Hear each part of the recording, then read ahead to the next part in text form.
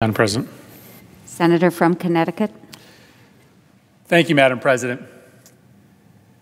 Madam President, the Russian Federation has a constitution. And if you read Russia's constitution, you'd know that Russia is a democracy.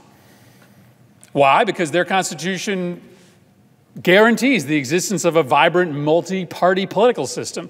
The Russian constitution prohibits the use of extrajudicial force or torture by the government. Their constitution says, and I quote, censorship of the media is prohibited. Russia is a democracy, if you read their constitution. But Russia isn't a democracy, of course. It's a dictatorship. One man rules. No one has the right to dissent. There's no freedom of the press. All of that is under the penalty of death. Now, why is this? Well, it's because democracies aren't made by their founding document, because the document is just a piece of paper, parchment in our case, with words written on it. And these words are just that. They're words. Democracy doesn't work unless its leaders choose to follow the rules that those words prescribe, but also operate in the spirit of the values that undergird those words. Vladimir Putin would probably tell you that technically, Russia adheres to its constitution. Now, that's not true, obviously, but what Putin has done over the years is to slowly erode a democratic system by using every single inch of discretion allowed to him by that constitution to make democracy functionally impossible. He'll say that censorship doesn't exist because there isn't an explicit censorship law, but we all know that he's used every informal mechanism available to him to make sure that there is no room for the independence of the press. Now, something stunning happened here 4 years ago. A Supreme Court vacancy arose due to the death of Justice Scalia. Now, the Constitution says that a new Supreme Court justice can't be seated unless he or she gets an affirmative vote from the Senate. And every single nominee, at least those who weren't withdrawn by the president, essentially got a vote from the Senate before 2016. Because you see, the Founding Fathers didn't actually require the Senate to vote. They didn't because they assumed that leaders of good faith would, of course, fulfill that responsibility to hold a vote. They never considered that the Senate might stretch its discretion under the Constitution so broadly to refuse to consider a nominee simply because they didn't like the president who made the nomination.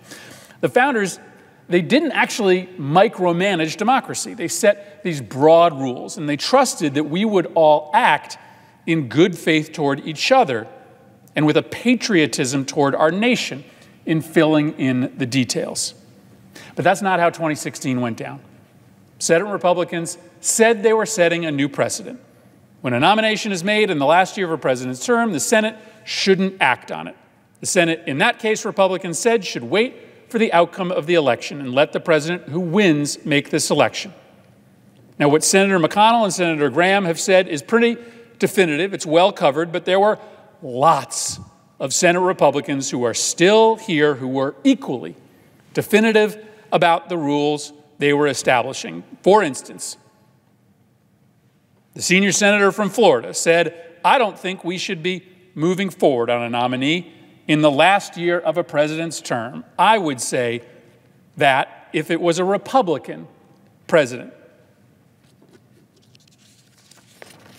That was the rule that Republicans repeated over and over and over and over and over and over and over and over. And they are not telling the truth if they try to spin it differently. And we all know this. And so you may ask, why does it matter that they weren't telling the truth? Why does it matter that Republicans didn't honor their word? Why does it matter that they're willing to bend the rules, no matter the promises they've made in the past, whenever it suits them in order to gain political advantage? Well, it's back to the bet that the Founding Fathers made. They just didn't anticipate a moment like today, when truth doesn't matter, when lying is normal, when honor is dead.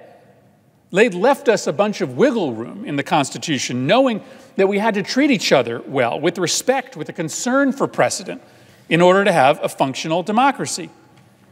Senator Alexander, who I greatly admire, said in his statement the other day that nobody should be surprised that Republicans are going to confirm a Supreme Court nominee before the election, notwithstanding the fact that the election has already started And it also wipes out the precedent that they just claimed was so sacred 4 years ago.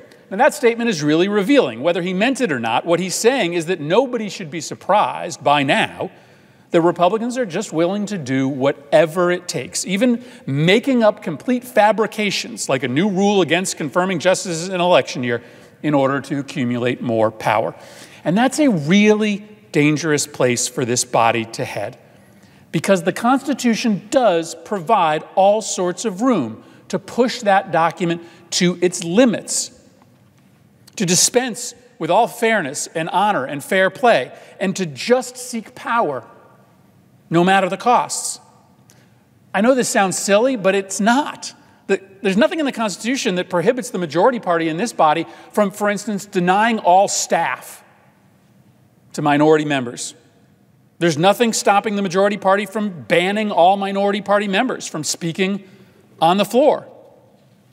And once you don't care about fairness, once you can just change precedent on a dime just to accumulate power, then there's really no end. I get it that a comparison to Russia seems a little tortured, a little bit strained, but honestly, this is how democracies fall apart. When power becomes more important than the rule of law or a sense of fairness or even loyalty to country, when your word means nothing, when no one can count on anyone to stay true to what they say, when nihilism trumps patriotism, there are new rules in the Senate now. We get that. There are new rules. And Republicans may pretend like they existed before today, but they didn't. This breaks the glass like nothing else did before it. And finally, let me ask this: to what end? Why is it so important that Republicans so nakedly grab for power and reset the very rules of how the Senate operates, rules that were so important 4 years ago? Well, it is not coincidental that the case that the Supreme Court is due to hear days after the election is a case that has to do with something that Republicans have been trying so desperately and unsuccessfully to do for 10 years: repeal the Affordable Care Act and end health care for 20 million Americans, and protections against rate gouging for 130 million Americans with pre-existing conditions. It is worth repeating this. I know my colleagues have said it before, and they will say it after. But if Republicans are successful in appointing an anti-ACA judge to the Supreme Court, and President Trump has made it clear he is not putting anyone up for the Supreme Court that isn't willing to strike down the Affordable Care Act, then we will have a humanitarian catastrophe on our hands in this country, because days after the election, a case is to be heard that will be heard by that new justice that asks to invalidate the entirety of the Affordable Care Act, not in pieces, not over time, immediately, the whole thing. That is 25 million people losing access to health care, Medicaid and the state and federal exchanges. In the middle of a pandemic. I mean, think about that. Think about 25 million people, the equivalency of something like 10 to 15 different states, all losing health care right off the bat when COVID is raging in this country. And as Senator Baldwin said, COVID is a pre-existing condition. We are just learning what it does to your body, but it may ravage it. And ultimately, everyone in this country who knows they have COVID or finds out about it through antibody tests down the line will have their rates jacked up if the Affordable Care Act goes away. And spare me the talk of a replacement coming. I've been in this body long enough to know that there is no replacement coming. Republicans have been talking about it for 10 years. The Affordable Care Act will be invalidated by this court with this new nominee. Nothing will replace it. Millions of people will lose their health care. And the reason that this nomination is being pushed through is, yes, because Republicans care about power more than anything else, but also to make sure that the court around the corner from here does what the American people wouldn't let Congress do. Remember, Congress could not repeal the Affordable Care Act because the people wouldn't let Congress do it. But nobody's going to be fooled about this end around. By the time this nominee comes before this body, nobody's going to be mistaken about the consequences for Americans health care.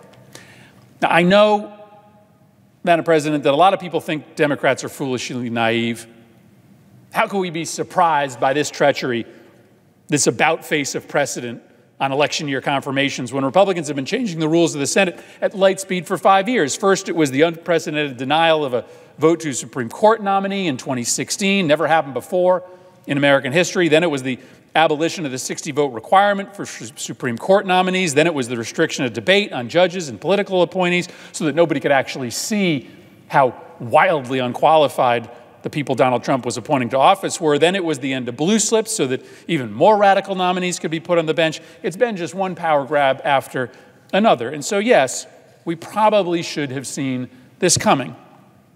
And we probably should have known that a party so committed to ending health insurance for 20 million Americans would do anything to make that happen.